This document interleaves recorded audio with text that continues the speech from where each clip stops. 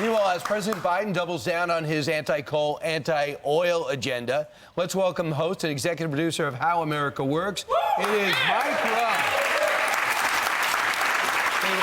So, Mike, for the longest time, every time you hear someone say, you know, you guys aren't drilling, he goes, no, our production is exactly the same. He says, I'm for fracking when he was trying to get elected. Now that he got elected, he actually let out, as if he forgot there was a live audience and a microphone on, that he has stopped drilling, and I plan on stopping all drilling. How does that resonate with people that are in the oil and gas industry for a living? I suspect they find it annoying, honestly. I mean, it's, you know, on a practical level, it's just bad news for your personal economy, but on a macro level for the country, and I can't speak for anybody but me, but it's just another one of those situations where we either have to take somebody at their word, or we have to wait for some sort of interpretive dance to explain what it meant, or we have to just read the tea leaves. And I think the patience that we used to have for doing that is probably gone. It's gone. Yeah, but we're sick of it. I mean, Fetterman has said he's always been for fracking. Meanwhile, he had a moratorium on fracking.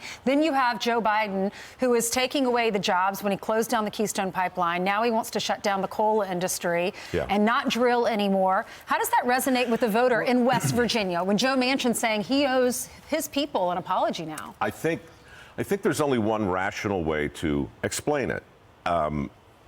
And I think if you genuinely, truly believe that the world is really and truly coming to an end in 12 years, as we've been told by a lot of people. Every 12 years. Like, I mean, we're coming into that cycle again, folks. Bad news, Armageddon, right? So if you really and truly believe that, then you can get away with saying things like that. And it kind of just punts it down the hallway. Now we have to have the conversation about, wait. Is the world really coming to an end? Because if we can't answer that with a straight face, then my guess is we're going to keep having these bizarre conversations where words don't mean what we thought they meant. It's like that scene from A Princess Bride, right? You keep using that word. I don't think it means what you think it means. Right? It's confusing. We've got some questions from the folks who have gathered here today, and Kevin is right over there. Kevin, good morning to you. What's your question for Mr. Rowe? Mike, we all love your show. Oh, thank you. You're number one when it comes to cleaning up dirty messes.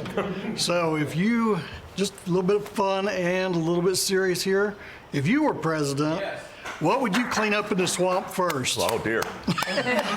Well, I mean, look, I'm way out of my lane, brother, but for starters, I'd say, what would it look like if we enforced the laws that were on the books? Oh, yeah. Just for starters, what if we just take a breath and say, okay. You mean no more smash and grabs and enforce the border? You're anti-smash and grab? I'm anti-consequence. When people look at something like a smash and grab, which in the scheme of things is not a big deal, right? It's like, in the scheme of things, whatever. But when you see that again and again and again, over and over and over, and you see people getting away with it again and again and again, right? You can draw a straight line from that to the nightmare here on the subway. You can draw a straight line from that to all sorts of other things. It's the old broken windows theory. So I would start by simply saying, look, we have to have a mechanism whereby Americans can see the consequences of a thing unfold. And if we don't have that, we're just gaslighting ourselves. How is what's on How America Works tonight at 8? Tonight is Army. We're going to be in Fort Carson. How America Works now is, you know, every Monday night. It's so easy to forget. Veterans Day is this Friday, guys. Yeah, I mean, it's right around the corner, you know, and the election kind of snuck up on us. So we're going to celebrate all things Army tonight, Fox Business, 8 o'clock. We got to get recruiting up. Yeah, we do. Yep. Michael, thank you very much. Thank you. Stephen, it's a pleasure. All right, I will see you on radio. Oh, God, really? Okay, good. I'm Steve Ducey. I'm Brian Kilmeade. And I'm Ainsley Earhart. And click here to subscribe to the Fox News YouTube page to catch our hottest interviews and most compelling analysis.